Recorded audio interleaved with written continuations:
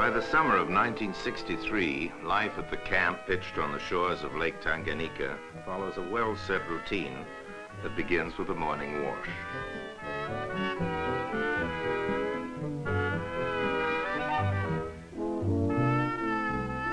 Every day of the week, Jane Goodall spends an average of 12 hours in the field. Every day after a quick breakfast at dawn, she departs for another rendezvous with the chimps.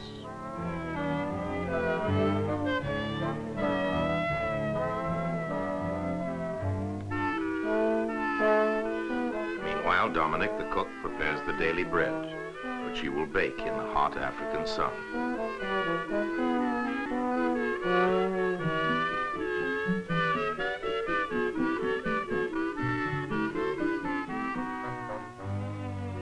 In the forest, besides observing the chimps, Jane carries on other aspects of her work, like tasting the food they eat.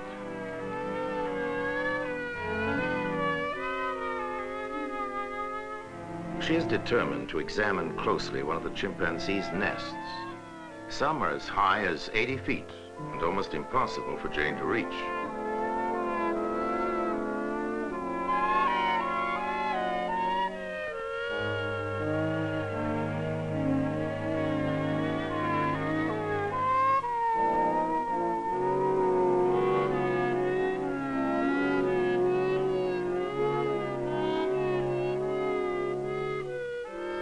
She's found a chimp's nest.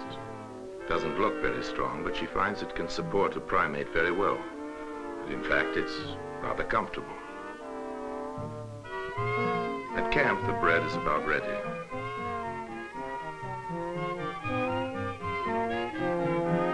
Suddenly, the cook sees an incredible sight.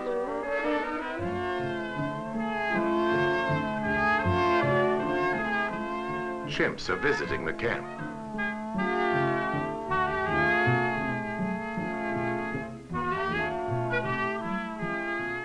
Once before, a single chimp had ventured into camp, and Jane had missed him. It must not happen again. As arranged, a towel is tied to a tree as a signal to Jane in the field that there are chimps in the camp.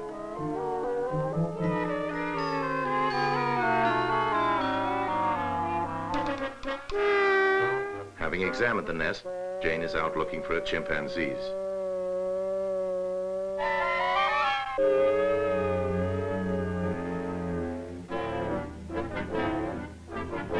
Chimps in the camp. If she's gained the confidence of the chimps to this extent, she mustn't miss them again.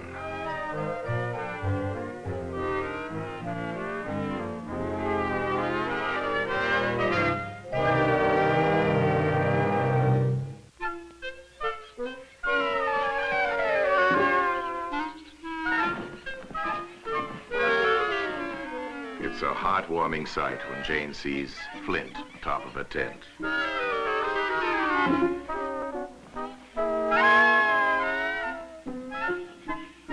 This visit means that at last her chimpanzees have lost all fear of her. They feel secure enough even to threaten her.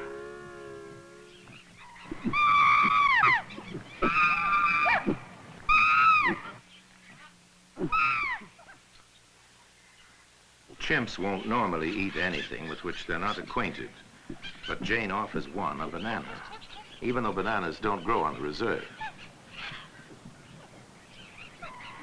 It's a triumph for Jane when he accepts it. Jane can hardly believe it. After all the anxious months, the years, a chimp is actually feeding from her hand.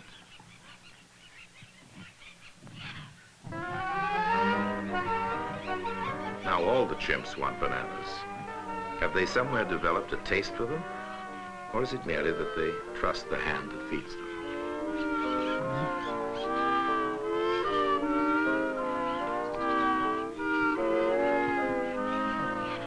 There's a free-for-all raid on Jane's large store of imported bananas. Spoiled chimps learn to discard the skins and greedily devour more than 50 bananas at a time. It's a banana orgy, as chimps already full to bursting try to depart the scene, loaded with more fruit than they can carry.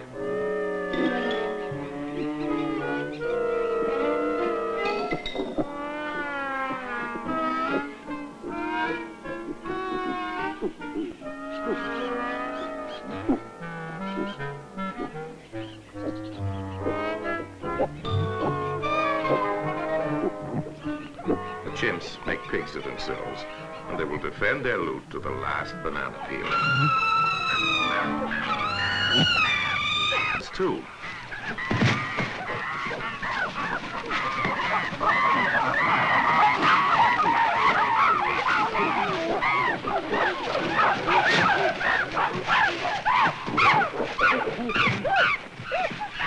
The chimp is the larger and stronger animal, but with his powerful teeth, the big baboon is as dangerous as a leopard in a row.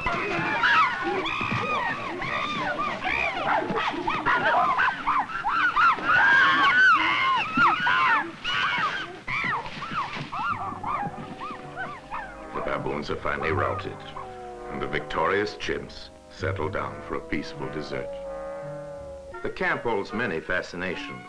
A laundry basket becomes an object for war between Fifi and little brother Flint.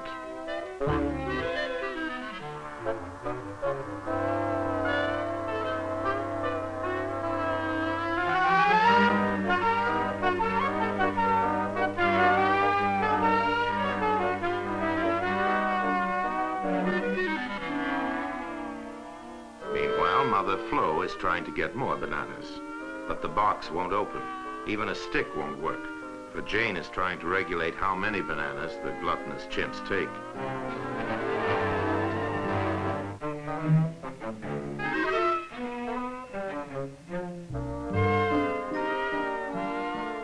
Jane has put a lid on the banana box and rigged it with wire so that she may ration the number of bananas the chimps eat.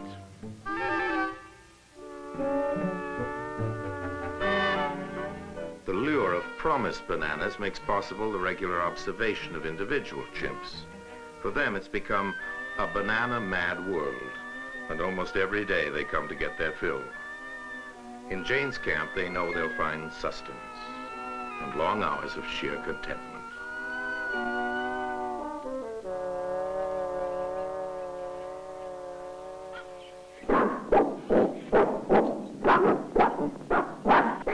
In the forest, a lonely chimp calls.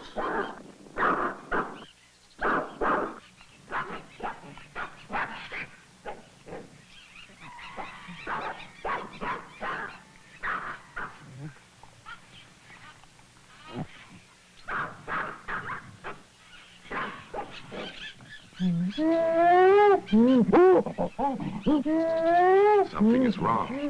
The call is understood, but here, there's nothing to fear.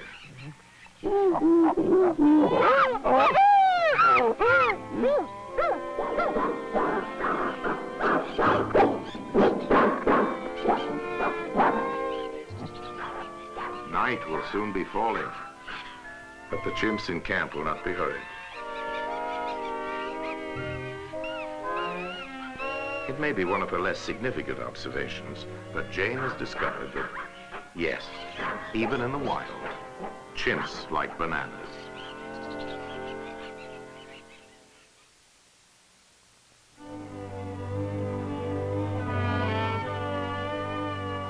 In 1964, with time out only for brief visits home to England, Jane is still in the field. People often wonder if I miss the conveniences of home. Certainly there are times when I long to hear good music, and too there are times when I wish there was leisure to read non-scientific books. But apart from this, I can honestly say that I'm completely happy here at the reserve. Life in a tent, washing in an icy stream, and even the heat of midday, the torrential rains, and the sometimes bothersome insects are all part of life in the bush. This was the life I had always wished for, and I've certainly never regretted choosing it.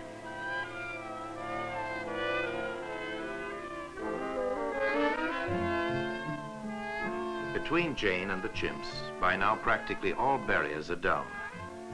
Yet these are still wild and powerful animals, and with this new intimacy, she is in greater personal danger than ever before. Sometimes it's difficult to resist playing with some of my young chimp friends.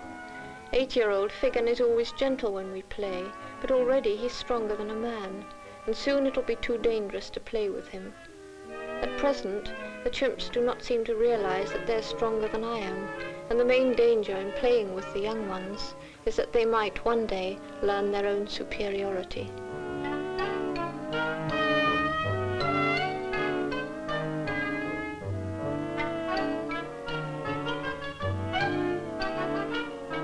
Jane has come a long way from those early days of frustration and despair. Now, after 4 years in the forest, she reaps the rewards of total acceptance.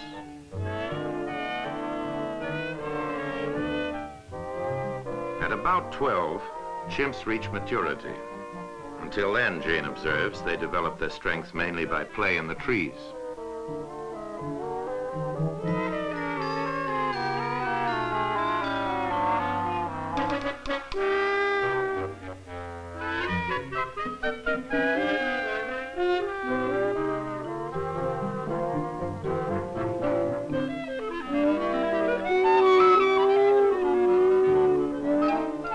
Meanwhile, little Flint does the best he can.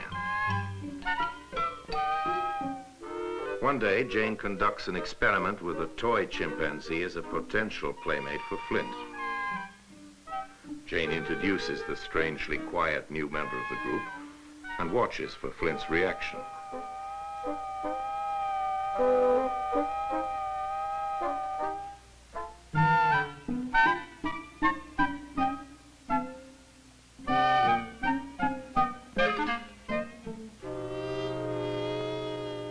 Flint's curiosity has been aroused.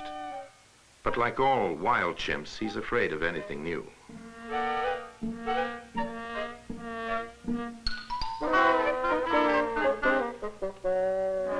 Jane places a mirror in the forest and wonders how the chimps will react to this. They've seen themselves for the first time, and Jane records for posterity the shattering experience. One puzzled young female can't believe what she sees. It's an utter mystery. She looks behind the mirror to see who's there, but the mystery remains unsolved. Yet the image must have substance. Perhaps if she puts her hand behind. Jane notes the logical, if untutored, deduction of the chimp and observes that older chimps are remarkably quick to relate their movements to those in the mirror.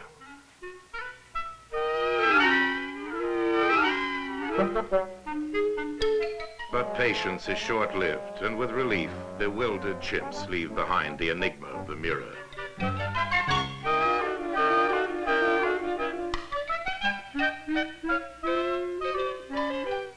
Now that she may work unhindered, Jane makes her greatest strides in significant discovery.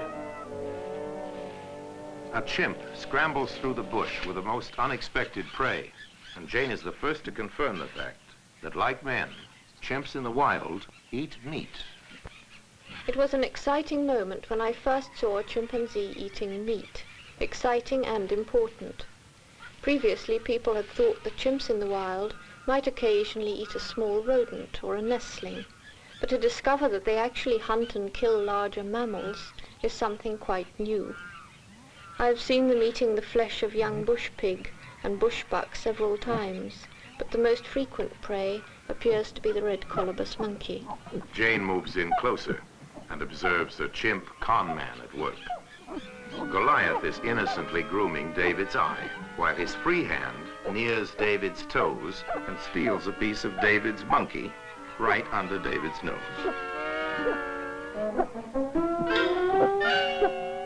No detail of chimp behavior is overlooked by Jane, no matter how trivial it may presently seem. Almost anything she finds may prove of major significance in the search for knowledge of early man.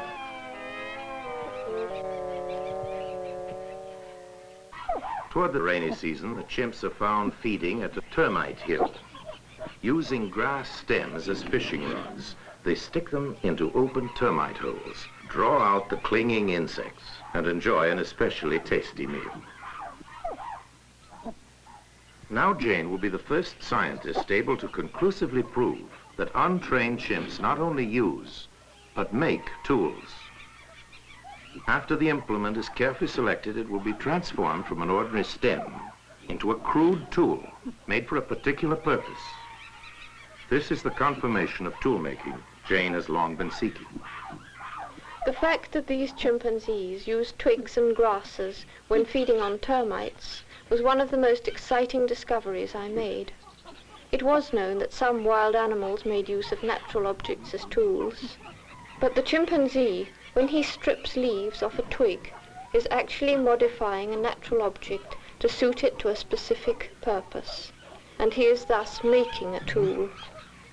According to scientists, early man began at the stage of primate evolution when the animal creature began to make tools. Now, after Jane's discovery, Dr. Leakey will say, we must either redefine man, redefine tool, or accept chimpanzees as men.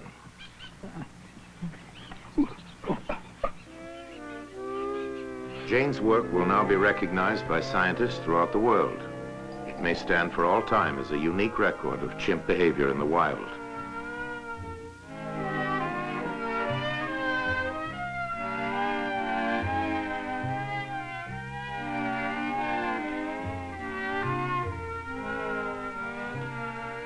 She has made friends of wild animals, and in so doing, has been able to observe them at closer quarters and in more intimate detail than has ever been managed before.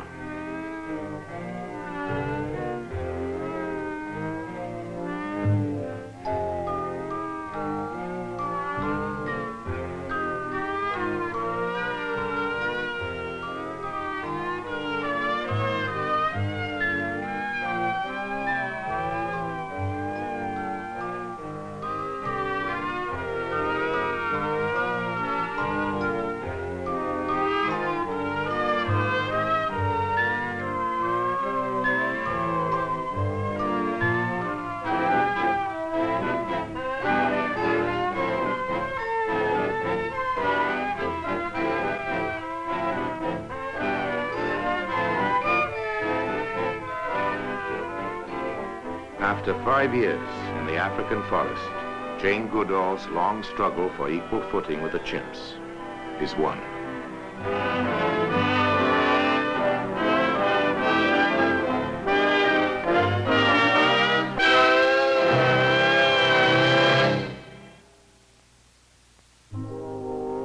"5 years with the chimps have given Jane Goodall a rare insight into their personal lives. The animals I watched have no real language, do not build shelter, have not discovered fire, yet they are the most nearly human of all the animals on Earth." Late in the afternoon one day, a lone chimp with her newborn baby enters a clearing on the Gombe Reserve.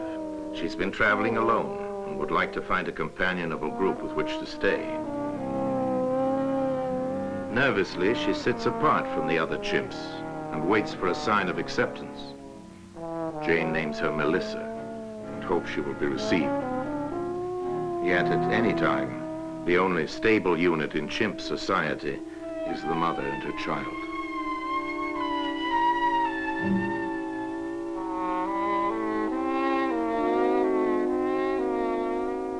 Melissa gathers her courage and, in the chimp language of touch, pleads her case.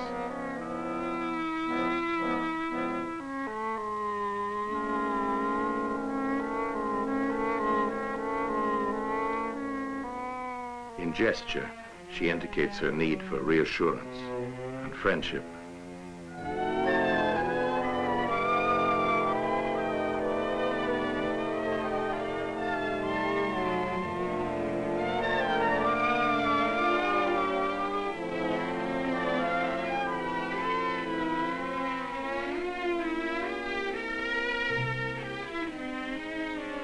Now she addresses her offer of companionship to the group at large.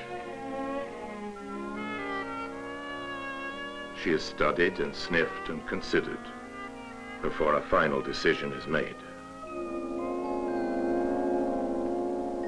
Melissa and her baby have been admitted to the group. A candidate for a PhD at Cambridge, Jane today continues her work at the Gombe Reserve. My 5 years observing the chimps have been the most satisfactory of my life. I've done what I wanted to do from early childhood. But the work has not yet ended. This is just the beginning, and it is my firm belief that a complete understanding of the behavior of the chimpanzee will eventually lead to man's better understanding of himself.